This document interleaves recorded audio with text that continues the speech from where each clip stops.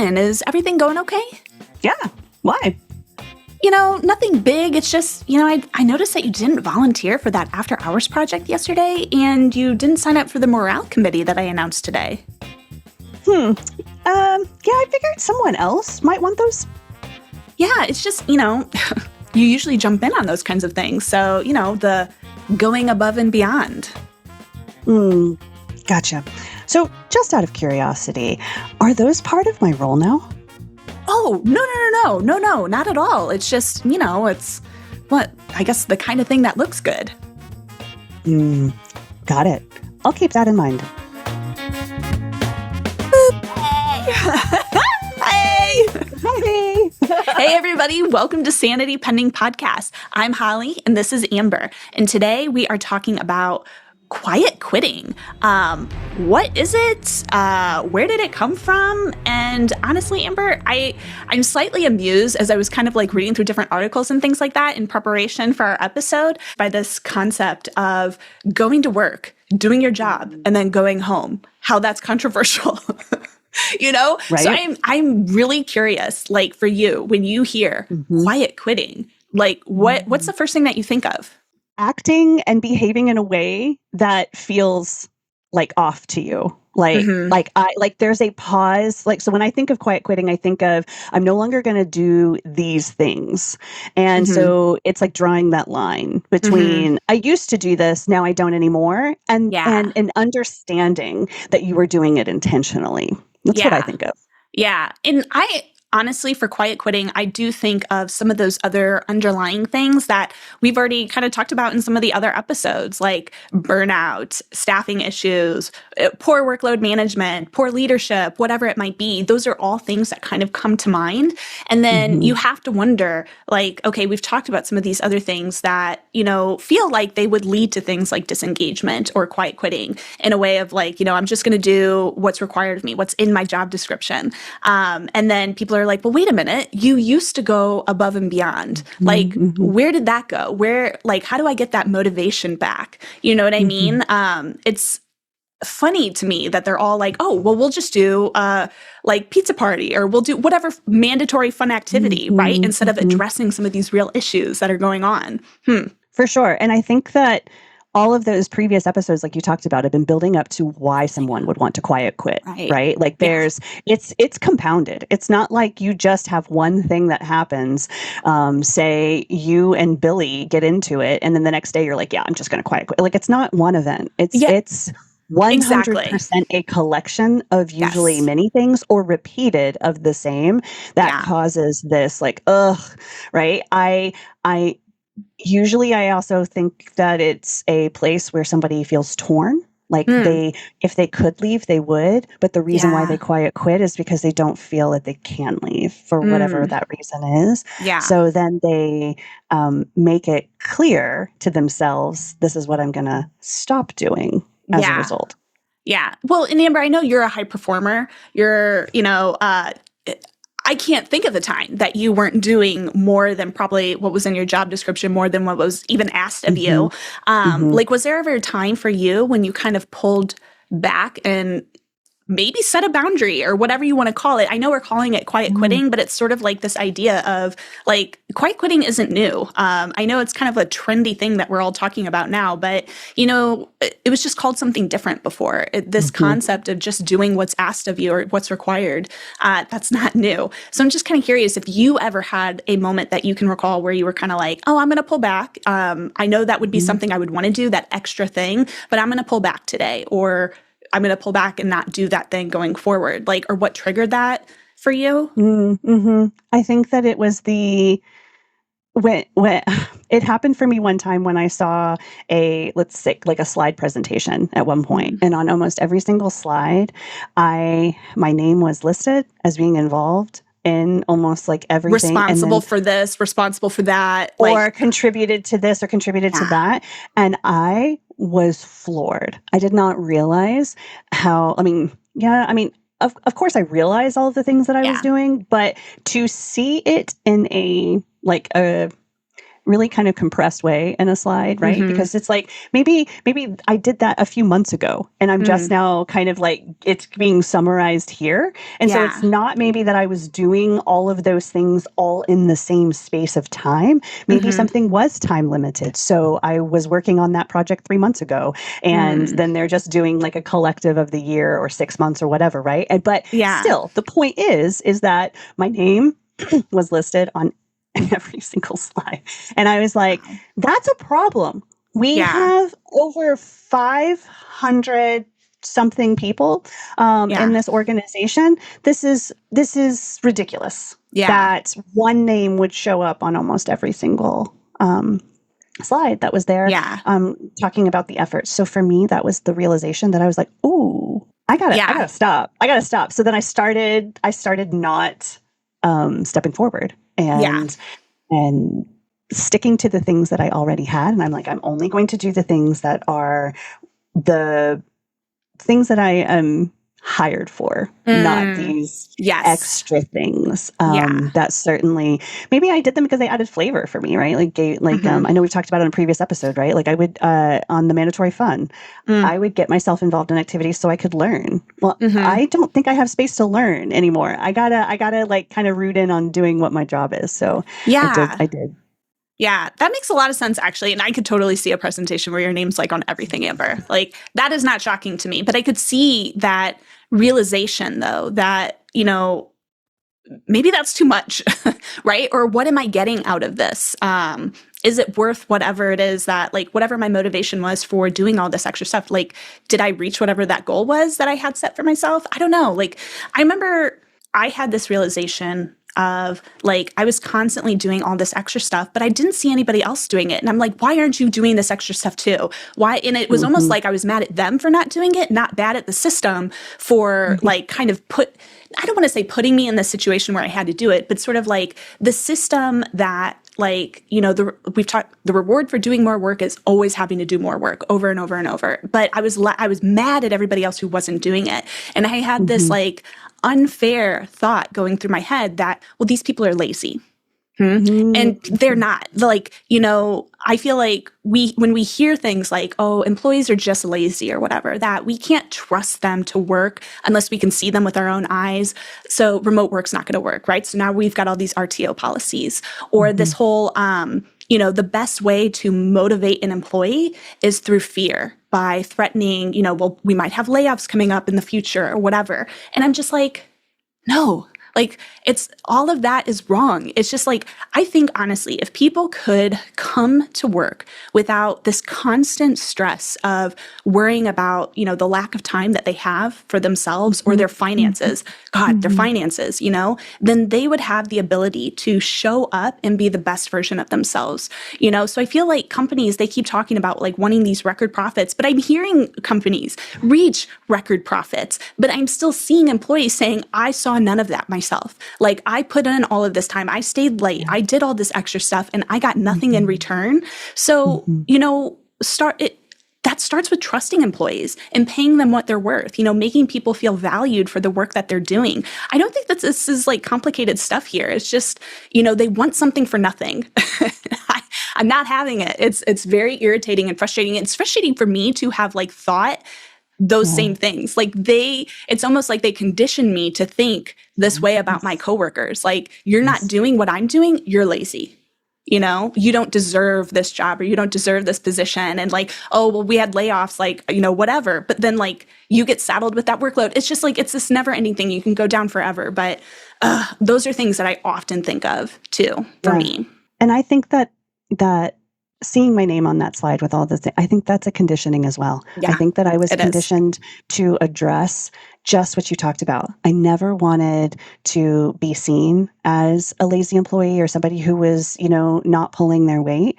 And so the best way to address that, right, is to be involved. And being involved gave me access to information or people that actually made my job easier in some cases, right? Or made it a little more challenging or complicated because I did know, you know, something. And so I'm not saying that it was bad in the sense of kind of what I gained from it, but it was bad in the sense of the above and beyond piece. And I do feel like I was very conditioned because especially having been a virtual employee before COVID, right, and having been a virtual employee for a number of years, Yeah.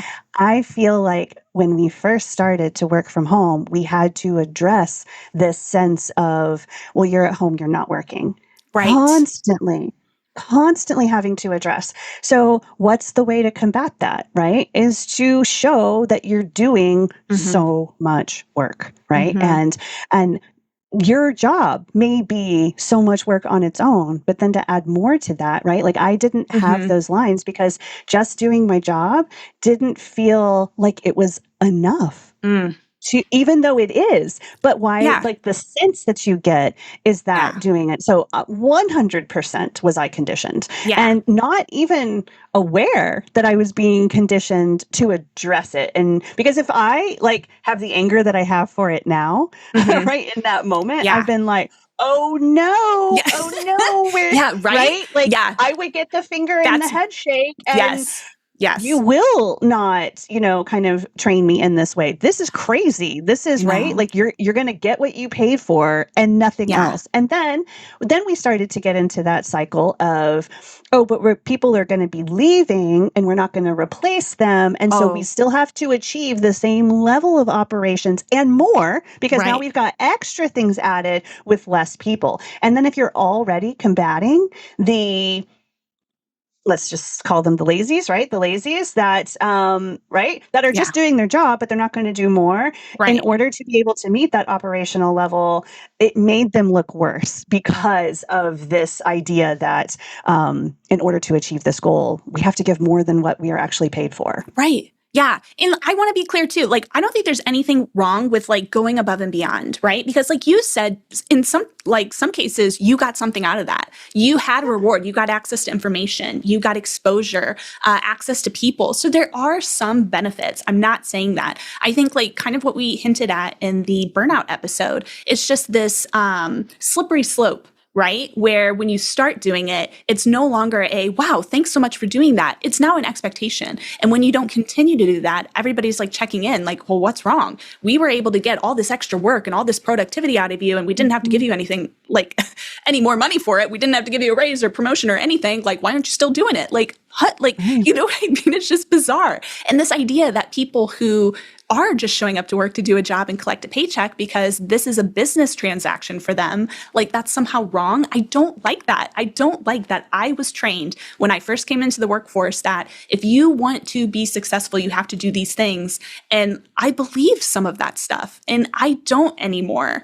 Yeah, it's funny how different I feel about a lot of the topics that we've talked about already on the podcast. And this is definitely one of them because this quiet quitting, like we're calling it that now, but that's not, we never used those terms before. And it was never something that was talked about this much back then. It was like, I'm setting some healthy boundaries. When work has ended, I need to go. I have a family to take care of. I have all these other commitments, whatever it might be. Like that was okay. And now suddenly we're saying it's not okay. And I think it's because the companies have decided like the rules have changed. We want to get more for less. We want these record profits, but we want to do it with less staff.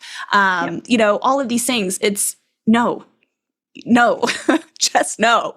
Right. I mean, and even working in the environment that we came from. And so I would say that environment was already at a disadvantage just in terms of being like on the up and up, on the upcoming, like we couldn't have the latest of whatever was happening. That's true. So already we were needing to be creative and have solutions that maybe somewhere else that solution was already. So like it already felt like it was built into this system that maybe it's not extra work, but maybe there's it's like physical, tangible work, right? Yeah. But there's added work when you count the emotional labor or even the creative labor is what I'm going to call it. So if you can't just do the task, but to do the task, you have to go through all of these extra steps. That's still considered work, but it is very draining and it doesn't get you to the final kind of step any faster or any quicker. Right. And if you're trying to be efficient and you're trying to build all of of those things, then Yep. sometimes you do have to what feels like do that extra work to set up the Mhm. system that's going to make Yes. it to where you can just kind of like run those processes. So I do Yeah. want to also make that distinction too, Yeah. that sometimes I think that it is overlooked that just doing our job includes like many, many, many different types of labor Mhm. that take a toll on us. Yeah. And some people are really, really good at the emotional labor, and some people are Yeah. really good at the creative labor. And then others, they're just really good at the task labor, at that Yeah. task level. And they're like, I Mhm. will do the thing that is asked of me. But if you're adding in to this equation, the combination of this labor, yeah, Mhm. I'm not going to do that. Yeah. And that distinction, like I want to call out because that to me is where you can still find those folks that are not pulling their weight Mhm. because Well, sure. they are doing their job in the sense of like kind of maybe keeping that boundary. But if they're not doing their job to the capacity for which Mhm. it requires to include all those different levels of labor, Mhm. then that's a totally different like level. And Yeah. I would say to your point too that that this is a new term. It's I think that there's all of these behaviors have been happening in the Mhm. workforce at various times, and it seems that it gets a label when it starts to get to the tipping point Mm. of something that needs a name and needs a label to define like what it feels like is happening. Yeah. If it's not quiet quitting, it might have been called something else, and Yeah. it could have been that they just see it as this is people who are quietly quitting on the inside, when it could have just been they recognized what labor is, meaning Yeah. that I just described all these different types of labor, and they're like, I'm only opting in to this kind of labor, and Yeah. I'm not going to invest in these other types of labor. And they Sure. would still call that quiet quitting. Like, so if Yeah. you take out, like, I'm not going to take the emotional load of somebody freaking out in a meeting when maybe I normally did. And Yeah. then now I'm just going to do the task labor, and I'm opting out Yeah. of this emotional or even creative labor, and Yeah. that is still part of your job. Mhm. And it's not necessarily addressing the above and beyond. It Mhm. is addressing that you are slowly starting to recognize all of the different types of labor. What do you Yeah. think of that? Well, and Like as a I like that you bring that up because it makes me think of how many supervisors also struggle with holding employees accountable for things, right? And they hate conflict just like everybody else hates conflict. And so this idea of, working with that employee to get them to the level that they need to be operating at and not push that off on our stellar employees, our high performing employees. A lot of supervisors, when they're weighing that, they're just like, you know what? It's easier if I just ask this other employee to do it. It's easier if I go to Amber because I know I can count on her. She has this reputation for always saying yes, for always being there when I need her. And it's just easier for me to do that than, have a conversation with this employee and coach them to like improving their performance. That's hard, right? I don't want to do that. I've got a job too, right? Well, by job, like that is your job, but like I have like, tasks and things that I need to get through as well. So I think this, you bring up a good point that I think employees, when they're, looking across the board and they're trying to like optimize what they're going to like opt into, opt out of, or even, I'm going to spend extra effort to automate this thing so I don't have to like sit here and do this all the time. But then I'm also not going to share that I'm doing these like fancy things because then there's going to seem like I have availability to do Joe's work that like, cause he's not pulling his weight over here, whatever it might be. It's like, it's just like it sparks all these things. And I feel like I'm not being very coherent with my thought right now, but it's just like you brought up this whole thing. And I'm thinking about all these other instances that I've been in personally where I'm like, so and so should have been held accountable. They weren't pulling their weight. You asked me to do XYZ. Like, why didn't I get overtime for that? Or, you know what I mean? Things like that. Yeah, that comes up a lot too. It's just trust in leadership, right? To take care of us as far as like making work manageable. It feels like it hasn't been manageable in a really long time, because like you said, we have experienced this thing where people have left, but then we don't fill those positions. And then we get used to doing it with the number of staff that we have. Everybody's doing 10 times more than they're used to doing. It feels like work has not been manageable for a really long time. I Right. so And it's not hard taking to see the why we're here, you know? right. And because it's so hard, then everybody wants to take that easy route and they're just trying to make it as easy as possible. It's So then they easy. won't work with someone because it's difficult to work with them or Yeah. right. And they're just like, well, I'll just do it myself Yeah. because it's much easier, even though it's Yes. theirs to do, right? Like Mm. I just need to know it's going to get done because the last thing that I need, right? It's a real like defeatist It does kind of feel like attitude that. Yeah. and you feel a little knocked down and you Yeah. feel like I don't have the space for this. I just Mhm. need to get it done. And if you're like me, I need to get it off the list. I have to Yeah. see I need to get that dopamine high of Mark. checking the box, right? That and what I Yes. really like in the reality of it, what I needed to do, what need is strong here, but what have would have made that scenario the most optimized is if maybe like I shared what I was doing with someone else, or if Mhm. they, right? So that way I could expand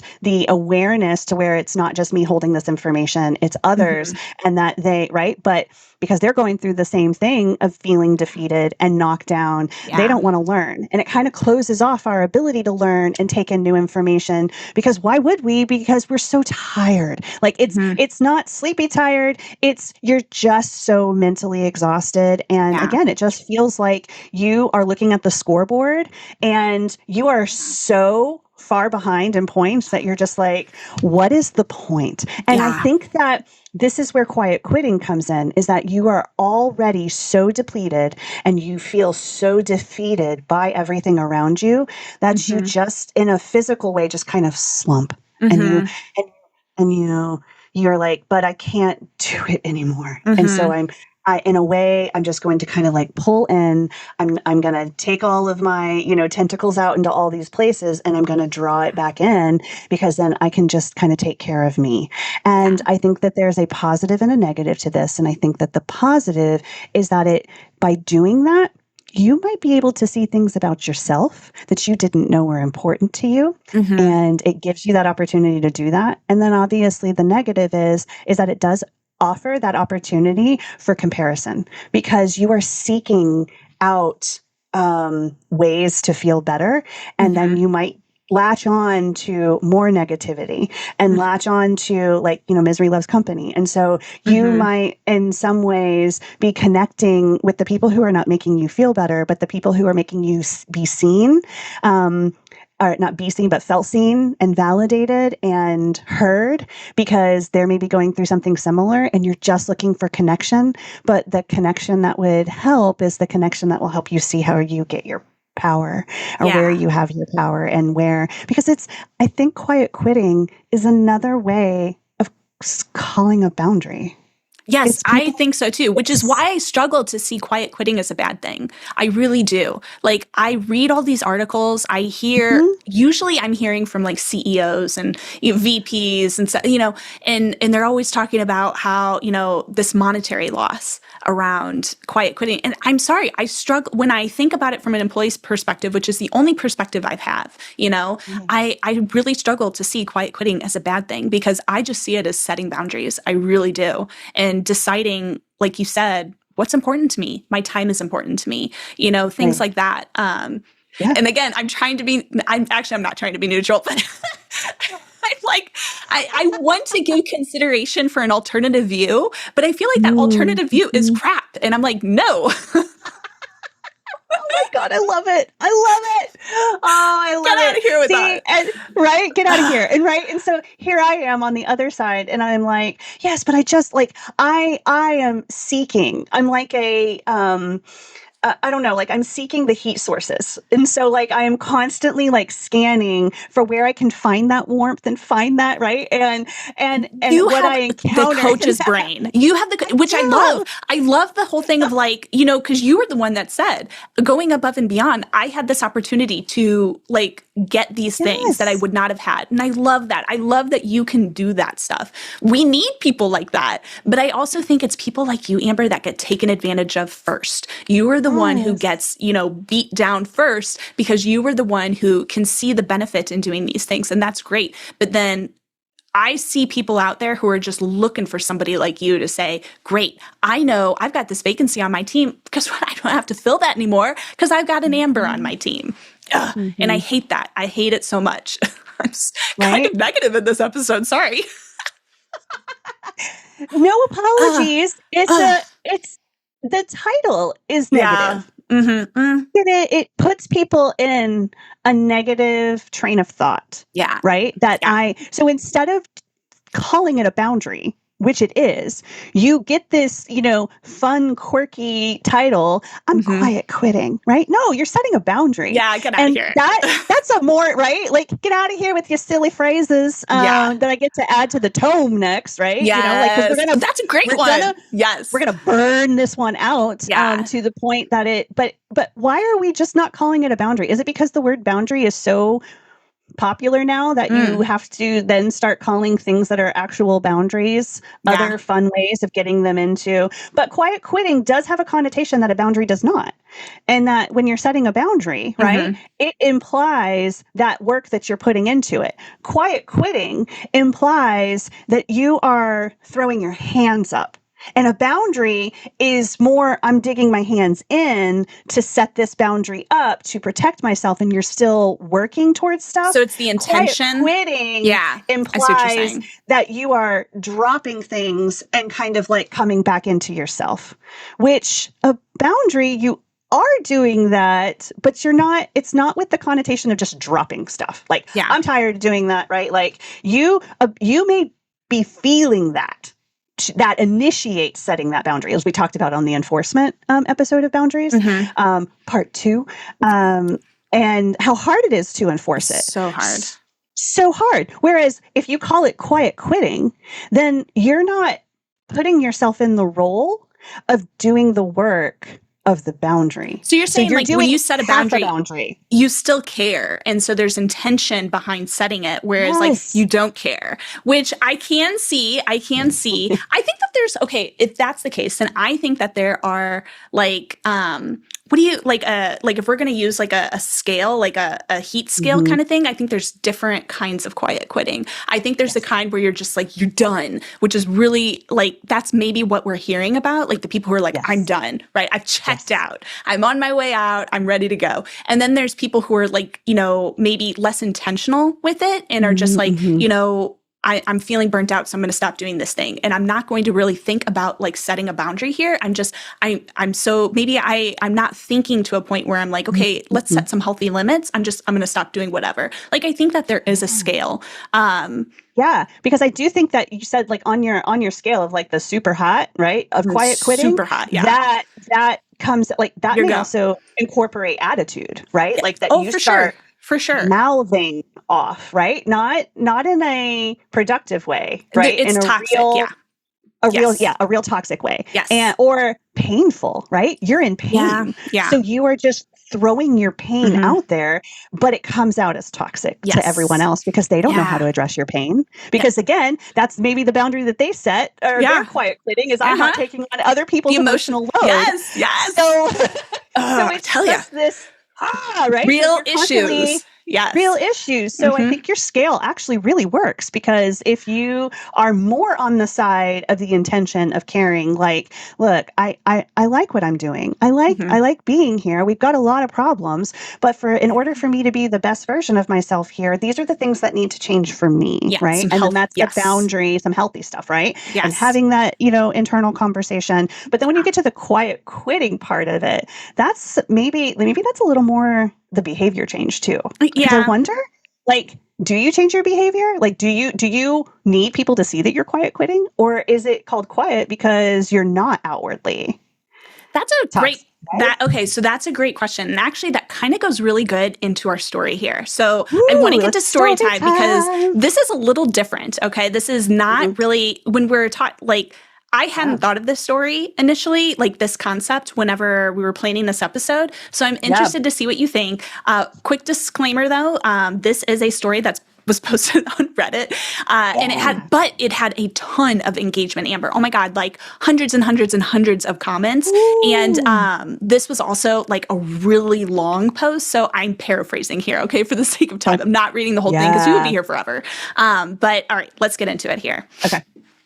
So I'm about to turn 50. About 10 years ago, when I was around 40, I hit my financial independence number. And at that point, I told my wife that I wanted to quit working altogether. She, however, suggested that I just slow down instead. So I decided to quiet quit, though nobody called it quiet quitting back then. So to be blunt, I stopped giving a flying you-know-what. I was a mid-level manager, and I started delegating everything that I could. If my team was stretched too thin, then I pushed back timelines. I stopped sending overly polished emails, and I just became very direct, and I got comfortable saying no. I stopped working after hours and focused on my family. Basically, I carved out the least stressful version of my job that I could. And what surprised me is that it worked. My team trusted me more, my managers were impressed, and I got a few promotions along the way. Fast forward, I'm now number 3 in our company, and my net worth has nearly tripled. The reason I'm sharing this is because I see so many young people grinding themselves into the ground trying to earn enough money to buy their freedom. My experience was the opposite. Don't give all your energy to your job. Do the work, delegate when you can, and don't be afraid to say no. Amber, what are your initial reactions here? Oh, that this is a unicorn story? A unicorn, yes. Okay, that was my first reaction too, because I'm like, this is a happy ending kind of situation. Like, they're not all like that, but it does give me like hope though, right? Like, I kind of want to like hold on to this as we could replicate this in some way. Do you know what I mean? Yeah. Yeah. I mean, so the replication could come from, I heard, in the delegation. And if you've got people that you trust, that you like this, if this individual took their job to be that they're going to coach these individuals on that delegation, then these people that were getting the delegation could have felt empowered, right? And wanted to learn, and they felt that they were important. They understood that this was delegated to them. They understood the hierarchy, and that made them feel really good. And that was what their job was. So they weren't asked to do anything different or above and beyond unless they wanted to. Right? Like so I feel like delegation is wonderful and great, because if this individual used their position to coach or mentor future leaders as part of that delegation, then sure. I can absolutely see how that would have been productive and helpful. And if you have the ability to hire for the right fit, even better. I think that hiring and being able to, I'm not sure that I got to live in that experience where we always got to find like that we had a pool of people that were coming from the most experienced or and so I feel like this is also unicorn because it seems that the right people were in the right job. The chips all fell perfectly here. The chips all fell perfectly here. And that I do too. I think so. Don't know that I can look at that story and say that it was because he quiet quit. Yeah. And that all the chips fell into place. This cause and effect, there seems to be so many other factors that his insistence to not be involved. And I think the lesson here is not about quiet quitting. It's about control what you can control. Oh, I like that. Oh, that's beautiful. Thing. Yeah. He understood what was within the sphere of his control. And if he saw that in himself as he dropped the things that didn't make sense and he's calling that quiet quitting, I don't know if I agree with that. That's quiet quitting. I think that he just focused on the things that he could control and it worked really well. But I do see that it worked really well because all of these other things were in place. Yeah, 100%. Culture sounds amazing. Hiring sounds amazing, right? There's feeling like you had the ability to say no, like he did, right? Yes. He said, I got comfortable saying no. It's wow, how nice for you. Right. But okay, so and I want to and as you can imagine, Amber, this probably comes as no surprise. But of course, I'm reading the comments whenever I found this story, and my favorite one in the comments, somebody mentioned that Office Space line, which we're all familiar with it. You see, Bob, it's not that I'm lazy; it's just that I don't care. But remember, this person dropped the whole video, right? This whole scene. And the part that stands out the most to me isn't that line. That's the funniest line. I get it. But it's actually Bob's reaction to that, right? It's the shock and the awe of like, well, what do you mean you don't care, right? Because it's this weird idea that like for some people their job is their whole identity. And I know we've talked about this before. So, for them, this idea that someone would just do their job and stop there feels wrong to them somehow, and this guy was like, I didn't stay late. I went home and I focused on my family. That feels wrong to people who are like, but this is me. Defines me. So when somebody asks me to put together my bio, my job is my first sentence that I put on there. It's who I am, I hate this whole too. Sorry, I feel like I've had a lot of tangents today, but I hate this whole thing around quiet quitting where it's like, oh, you're just doing the bare minimum. I hate it because it's not fair. That's not the bare minimum. That's the job. I don't get it. So, oh man, I've got a lot, but I 100% agree with you that this is a unicorn story. Not everybody's going to have this happy ending. And in fact, most people don't. They get to that point where when they're throwing their hands up, they're already applying elsewhere. They're already updating their resume and they're looking for their out, And I really don't think, I'm going to push back. This is not quiet quitting. He set a boundary. He set a boundary around his time and his motivation behind it, right, was because of these personal reasons that it made sense to him. It sounds like he still did his job and he just found ways that he didn't, like, he only worked on the things that he knew that he could control and he dropped everything else. And that was like made him more efficient and successful in whatever way. That's why this unicorn story does not feel like quiet quitting because I think that people can find me on this. I think the only good outcome of quiet quitting is quitting. Oh, you've got to leave and go somewhere else. I'm with you on that. There's no happy ending to quiet quitting unless you leave. Yeah, because there are happy endings for setting a boundary, usually. Yes. I have had positive outcomes as a result of setting boundaries, which is why maybe this does feel more like a boundary story than a quiet quitting story, which is also kind of gets me into that whole like, well, what does quiet quit, like, because there are different variations, but the variation that we most often hear are from the CEOs, from the VPs who are looking at things from a different perspective than employees who, this was more of an employee story. But also I have to say, I really like this whole, you were talking about this coaching and, building up future leaders, but also his leadership style of like, time, this is an unrealistic timeline. He's like, yeah, no problem. And like, he got it done. And I keep thinking about all those managers who don't like conflict, who are afraid to say, like, push back and say, this is not realistic. Right. And like, you're the first stop before it gets to us, before it gets to an employee. There's a lot here. I just, I want to turn it over, like, because I'm sure you've got thoughts from like a coaching perspective, and I'm dying to kind of hear that perspective from you too. Oh my gosh, right? Okay, so I think the thing that comes up for me when it comes to quiet quitting is if somebody came to me and was like, "I'm quiet quitting," right? Then are you quietly quitting the job, or are you quietly quitting on yourself? That makes me feel bad.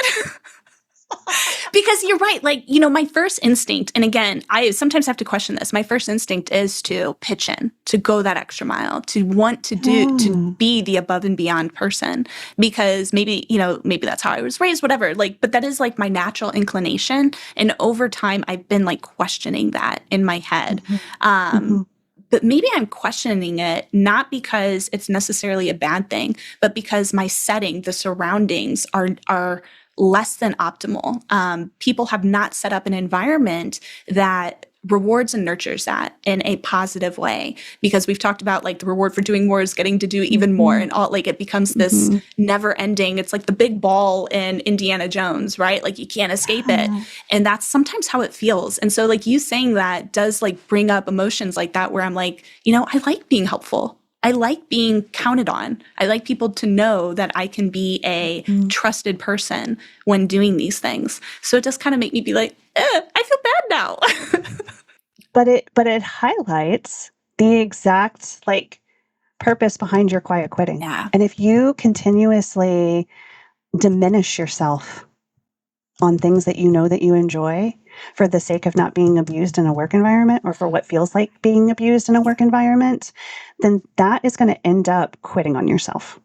Just because then you're not actually getting to be who you are. Mm-hmm. In your space, Mm-hmm. and your ability to think creatively or whatever, creatively I'm using very loosely, right? And just whatever, however that makes sense in your world. Personality or your own flair to bring up office space, flair. right? Oh, your I little love piece it. of flair. Love it. Oh my God. I love how this is really shaped up. This is great. Okay. Yes. Yeah. So I think it can become a long-term question of whether you're like, you could be in the moment quitting the job, right? As you're seeking something else. And this is the other reason why I really feel like the only happy ending to quiet quitting is to quit. Like, don't quietly quit, just quit.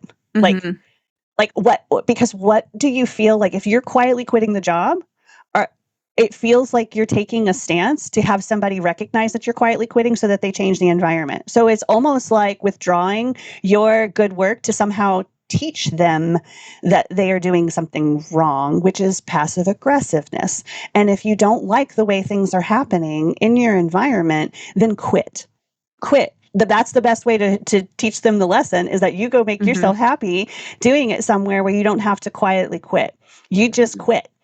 And then, because then you're not in jeopardy of quitting on yourself. Where if you stay quietly quitting in an environment, then it's no longer the job, you're quitting on yourself. Yeah, quiet quitting is not the long-term solution.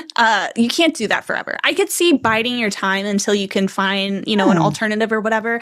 But yeah, it like if you're doing this, like you see this as like your long-term solution, it's not like in sense, it's not setting a boundary then. And that point, like if you're going to stay there, like, be intentional with it, use some care when setting those healthy limits. So like you said, you're not diminishing like your work, like, because for me, that's important to me. It is important to me. And I wouldn't want to do that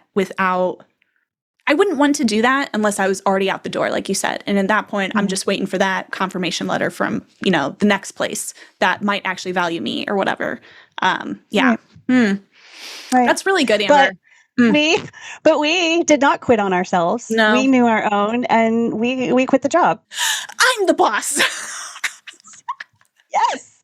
And I wanted to be my own boss, right? Like, because being my own, if I quietly quit on the job for myself, then I am quitting on myself. Yeah. Amber, you got a culture problem within yourself, God, right? Don't get me started, Amber. Don't even get me started. I know. What a little like triggering episode. Very triggering. And I will say, I have felt mostly negative, like for most of this episode, but I have to say the coaching piece of it, that did kind of like give me like a little light. I feel like a lot happier about this now at the end. So yeah, that was great, Amber. I love that. I love it. Well, this is what coaching can do. It doesn't fix it, right? It does not fix the scenario, but if it can put you in a better place with how you think about it, then it'll put you in the better place to know what you need to do for yourself, right? You start to see and feel like what you can do with it. So power of coaching for certain. So I am glad. So you mentioned earlier that we got our story from Reddit. And so I just want to tell our people that we are on Reddit and we have a channel. And please find us after our episodes air on Wednesdays. We're going to be doing a section called The Break Room. And so meet us in the break room. After we've got our podcast coming out on Wednesday, we're going to have some poll questions and some fun times. And so join us on our Reddit site there. And again, we're on Instagram and then obviously YouTube, where you're seeing us here. And then we're also on TikTok as well. So we are putting out episodes every Wednesday and we love engagement, love engagement. And also we really love being able to share these topics with other people. So if you know someone that could really use this podcast and the things that we're talking about, bring them to the space and hit that subscribe. So if you're not here and already subscribed, then make sure that you hit that subscribe to show us love. And we are Sanity Pending Podcast. I am Amber. This is Holly. And remember, if you've not throat punched somebody this week, it's been a great week. Bye, everyone. Bye.